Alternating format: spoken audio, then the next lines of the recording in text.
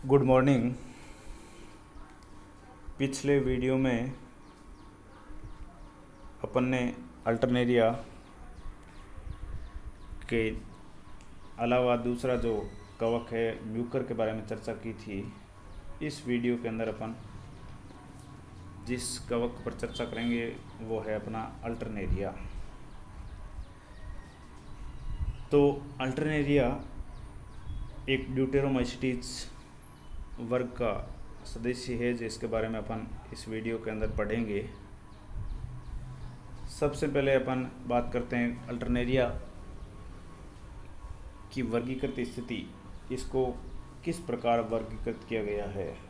तो इसमें अलग अलग वैज्ञानिकों ने अलग अलग प्रकार से किया। जैसे अलेक्सोपोलस 1962 के अनुसार इसका वर्गीकरण अलग है। अलेक्सोपोलस एंड मीम्स 1997 के अनुसार इसका वर्गीकरण अलग है। यहाँ पर अपन अलेक्सोपोलस एंड मीम्स के अनुसार जो दिया गया वर्गीकरण है उसके बारे में बताएंगे। इसमें इसे जगत माइसिटी के अंदर रखा गया है। इसका जो डिवीज़न है वो है एमेस्टिगोमाइकोटा। इसका जो कृत्रिम क्लास है वो है ड्यूटेरोमाइसीटीज। इसका कृत्रिम ऑर्डर है मोनिलियलीज और इसका कृत्रिम जो कुल है वो है डिमेसिएसी। इसका कृत्रिम वंश अल्टरनेरिया। इसमें आपने देखा होगा कि कृत्रिम नाम आ रहा है क्लास और इसके बाद के टेक्सोन में। तो इसका कारण ये है कि जो भी अपूर्ण कवक है जिनके अंदर जो टेक्सोन है उसके नाम से पहले कृत्रिम शब्द लगा दिया जाता है। तो जो अपूर्ण कवक है उनके अंदर आपको कृत्रिम नाम मिलेगा, form, order, form, family, form, genera आदि।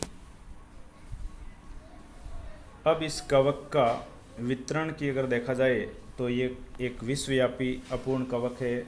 इसकी जो जातियां हैं वो मृतजीवी हो सकती है या परजीवी हो सकती है। मृतजीवी जो जातियां हैं वो कार्बनिक पदार्थों पर उत्पन्न होती है और ये कार्बनिक पदार्थों के अपघटन में सहायता करती है।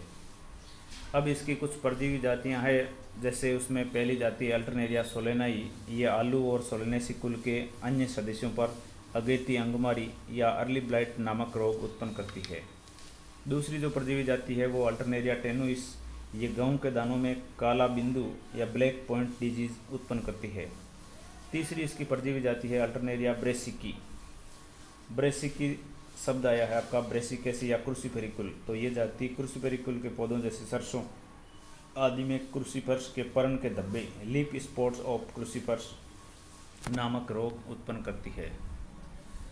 अब इसकी कायिक संरचना की बात करें तो अल्टरनेरिया का जो कायिक संरचना या कवक जाल है वो किस टाइप का होता है। तो इसका कवक जाल शाखित होता है, शाखाएं निकली होती है इसमें। इसके बाद इसका जो कवक जाल है उसके अंदर बीच बीच में पट पाए जाते हैं, अर्थात ये पट युक्त होता है। इसका जो रंग है वो होता है हल्का भूरा और इसकी जो कोशिकाएं हैं, पट होने के कारण अनेक कोशिकाएं होती है और ये कोशिकाएं होती है बहुकेंद्रक की, अर्थात इसमें दो या दो से अधिक केंद्रक पाए जाते हैं। अब जो कवक जाल है इसका ज्यों ज्यों उम्र बढ़ेगी इसके साथ साथ इसका रंग भी गहरा होता जाएगा। परजीवी जातियों के जो कवक तंतु है वो संक्रमण की प्रारंभिक दशा में अंतरकोशिक होते हैं, इंटरसेल्यूलर, अर्थात कोशिकाओं के बीच में रिक्त स्थान के अंदर पाए जाते हैं, परंतु कुछ समय बाद में ये इंट्रासेल्यूलर या अंतरकोशिक हो जाता है, कोशिका के अंदर पहुंच जाते हैं। तो पहले तो होते हैं कोशिकाओं के बीच में और बाद में कोशिकाओं के अंदर। अब इस स्लाइड के अंदर अपन इसका कवक जाल देख सकते हैं और पहला जो डायग्राम है वो है आलू की पत्तियों का, जिसके ऊपर पत्तियों के ऊपर जो इन्फेक्टेड एरिया है, संक्रमित जो क्षेत्र है उसको बताया गया धब्बों के रूप में। यहाँ पर अल्टरनेरिया अपना कवक जाल उपस्थित रहता है। इसका जब कवक जाल अपन देखेंगे तो इसके बीच बीच में पहले तो ये शाखित है, शाखित होने के साथ इसके अंदर पट है और पट के अंदर अपन देखेंगे प्रत्येक कोशिका के अंदर तो दो या दो से अधिक केंद्रकों की उपस्थिति है, अर्थात ये बहुकेंद्रकी होता है। अब नेक्स्ट आता है इसके अंदर जनन की बात। जैसा कि अपन पहले भी चर्चा कर चुके हैं कि अल्टरनेरिया जो है वो एक अपूर्ण कवक है। अपूर्ण कवक होगा तो इसमें अंदर लैंगिक जनन का अभाव होता है, अर्थात इसमें केवल अलैंगिक जनन से ही जनन होता है।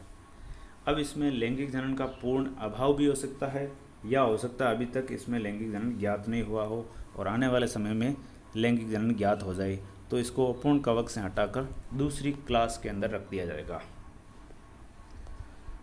अलैंगिक जनन की बात करें तो इसमें जो अलैंगिक जनन होता है वो बहिर्जात बीजाणुओं के द्वारा होता है और उन बीजाणुओं का नाम है कोनिडिया। कोनिडिया का जो निर्माण होगा वो होगा बहिर्जात। अब बहिर्जात कोनिडिया किस में बनेंगे? वो बनेंगे आपके शाखित या अशाखित कोनिडियम धर नामक शाखा के ऊपर। कोनिडियम धर शाखा के ऊपर बनने वाले जो बीजाणु है उनका नाम है कोनिडिया। अब ये कोनिडिया जो है वो दो प्रकार से बन सकते हैं, या तो केवल एकल सिंगल ही बनेंगे और या श्रृंखला में बनेंगे, जिनमें इनकी संख्या एक से अधिक होती है और ये आपस में चेन के रूप में जुड़े रहते हैं। अब इनका कोनिडिया का अगर रंग की बात करेंगे तो कोनिडिया का रंग होता है गहरा भूरा या काले रंग के होते हैं। जो कोनिडिया है इनका आकार होगा वो डिफरेंट आकार के हो सकते हैं, प्रति मुद्गर रूपी हो सकते हैं, प्रति अंडाकार हो सकते हैं या स्टिका पुंजाब हो सकते हैं। कोशिकाओं की संख्या की दृष्टि से बात करें तो अल्टरनेरिया के कोनिडिया बहुकोशिक होते हैं, अर्थात इसमें कोशिकाओं की संख्या 2 या 2 से अधिक होती है। इसके साथ ही जो कोनिडिया का एक अल्टरनेरिया का विशिष्ट लक्षण है वो है इसमें पाए जाने वाले पट। तो अल्टरनेरिया के कोनिडिया के अंदर 2 प्रकार के पट पाए जाते हैं। पहले पट है अनुप्रस्थ और दूसरे है अनुदैर्घ्य। अनुप्रस्थ पट कोनिडिया के 90 डिग्री एक्सिस के 90 डिग्री पर या समकोण पर पाए जाते हैं, जबकि अनुदैर्घ्य जो पट है वो कोनिडिया के पैरेलल या समानांतर अक्ष पर पाए जाते हैं, अर्थात इसमें दोनों प्रकार के पट पाए जाते हैं, जो कि एक विशिष्ट लक्षण है अल्टरनेरिया के कोनिडिया का।